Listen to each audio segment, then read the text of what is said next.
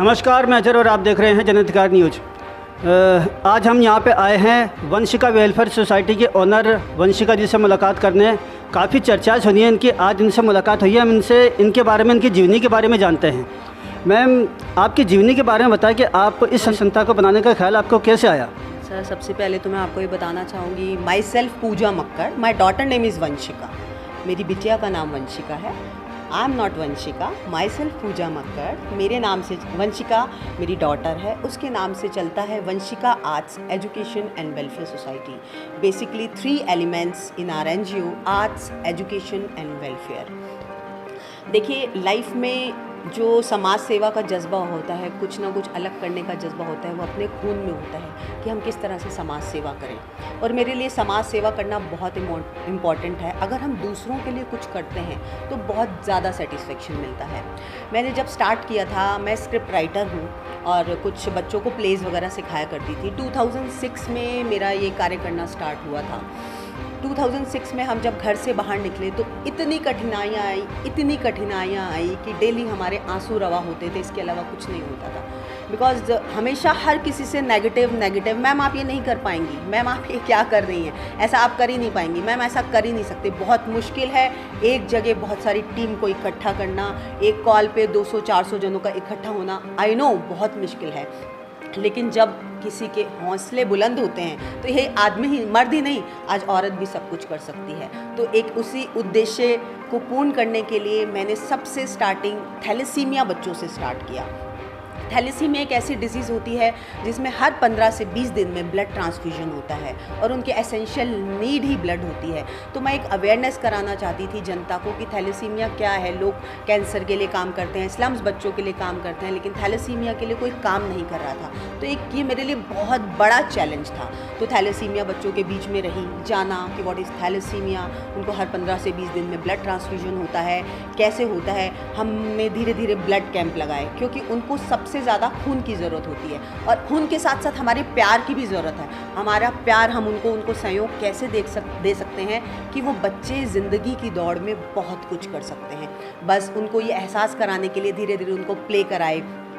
एक से बढ़कर एक प्ले का नाम था, मज़ा ज़िंदगी का प्ले का नाम था, तड़प नाम था, जो कि थैलेसीमिया बेस्ड थे। तो उन लोगों को दुर्लभ जी हॉस्पिटल में, बिरला ऑडिटोरियम में ये प्ले वगैरह की प्रैक्टिस करवाई। फिर उनको लगा कि उनको बहुत ही मोटिवेशन किया कि आप, क्योंकि अगर कोई किसी को टाइम देता है तो time is very valuable for everyone. मैं पैसे से ज़्यादा टाइम को एक महत्व देती हूँ कि अगर किसी ने टाइम दे दिया ज़िंदगी में सब कुछ दे दिया। तो थैलेसीमिया बच्चों से स्टार्ट किया, उनकी आर्ट्स के लिए, पेंटिंग के लिए, म्यूज़िक के लिए, सिंगिंग के लिए काम करना स्टार्ट किया। फिर धीरे धीरे जैसे लोग बढ़ते चले गए, लोग जुड़ते चले गए, तो इसको हम एजुकेशन सेक्टर पे लेके आए। स्लम्स में कमज़ोर वर्ग के जो बच्चे हैं, जो नहीं पढ़ पा रहे हैं, जिनके पेरेंट्स नहीं अफोर्ड कर पाते हैं, नहीं पढ़ा पाते हैं, उनको अवेयर किया कि आप भी अपने बच्चों को पढ़ाओ। और मैंने खुद जाके स्लम्स एरिया में वहाँ जाके बच्चों को टाइम दिया, बच्चों को पढ़ाया, बच्चों को मोटिवेट किया कि किस तरह से आप अपनी ज़िंदगी में आगे बढ़ सकते हैं। और उनको प्यार और सहयोग की ज़रूरत है। बच्चों को क्या चाहिए, उनको प्यार करें, मोटिवेट करें, सहयोग करें, इसी चीज़ की ज़रूरत है। एजुकेशन के साथ साथ फिर हम वेलफेयर में काम करने लगे। थैलेसीमिया बच्चों के लिए, फिजिकली मेंटली बच्चों के लिए, स्लम्स बच्चों के लिए, विमेन एम्पावरमेंट के लिए, सेव गर्ल चाइल्ड के लिए। और थैलेसीमिया हमने अवेयरनेस बहुत किया क्योंकि हमारा मेन मोटो रहा कि थैलेसीमिया बच्चे जो हैं उनको तो ब्लड चाहिए, लेकिन जो आगे थैलेसीमिया ना हो तो इसके लिए कैसे प्रिवेंशन किया जा सकता है। तो हमने कॉलेजेस में, सब जगह जाके, ऑल जयपुर में, राजस्थान में हमने रैलियाँ निकाली कि शादी से पहले जिस तरह हम अपनी जन्म कुंडली मैच कराते हैं, उसी तरह अगर हर एक लड़का लड़की शादी करने से पहले अपना ब्लड टेस्ट करा लेंगे तो शायद इस बीमारी से इस देश को बचाया जा सकता है। क्योंकि अमिताभ बच्चन खुद एक थैलेसीमिया माइनर है, अमीषा पटेल एक थैलेसीमिया माइनर है। अगर माइनर से माइनर की शादी होती है तो थैलेसीमिया बच्चा पैदा होता है। तो ये एक जागरूकता लाने की बहुत ज़रूरत है कि थैलेसीमिया हमारे देश में आगे बच्चे पैदा ना हो।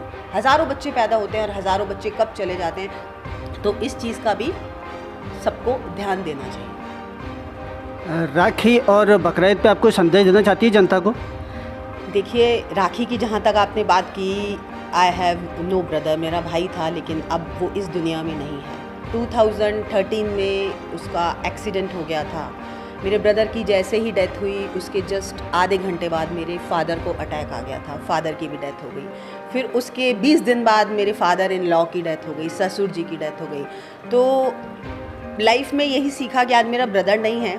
उसके बाद यही सीखा कि ठीक है, बहुत मोटिवेशन मिला, बहुत एनजीओ तो चला ही रहे थे, बहुत ज़्यादा प्रॉब्लम्स आई, बहुत ज़्यादा इस मतलब एक राइट पर्सन नहीं मिले, राइट लोग नहीं मिले। तो मैं दुनिया को यही संदेश देना चाहूँगी, जो आपका रक्षक होता है ना, सबसे बड़ा राखी का त्यौहार ठीक है, भाई बहन का त्यौहार है, फेस्टिवल है कि हम अपने भाई की कलाई पर राखी बांधते हैं, तो इसको हम एक फेस्टिवल मानते हैं।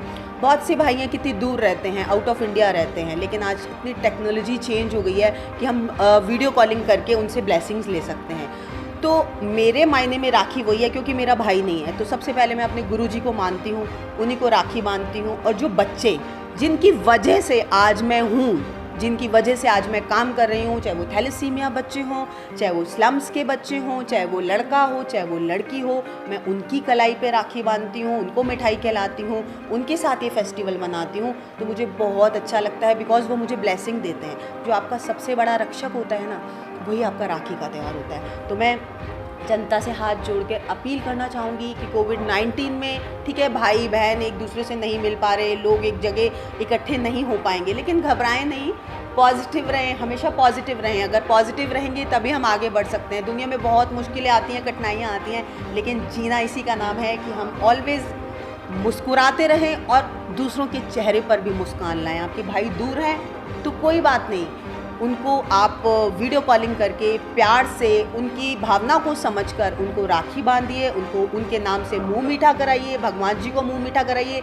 जिनके भाई नहीं हैं, जिनके भाई नहीं हैं, इस दुनिया में नहीं है, या जिनके भाई हैं ही नहीं, तो वो जिसको मानते हैं, जिससे उनका प्यार है, वो आपका दोस्त भी हो सकता है, वो आपके गरीब बच्चे भी हो सकते हैं, स्लम्स के बच्चे भी हो सकते हैं, और आपका भगवान भी हो सकता है। आप किसी को भी राखी बांध के ये सोच सकते हैं कि वही मेरा रक्षक है। और मैंने आज राखी का त्यौहार बहुत अच्छी तरह से मनाया।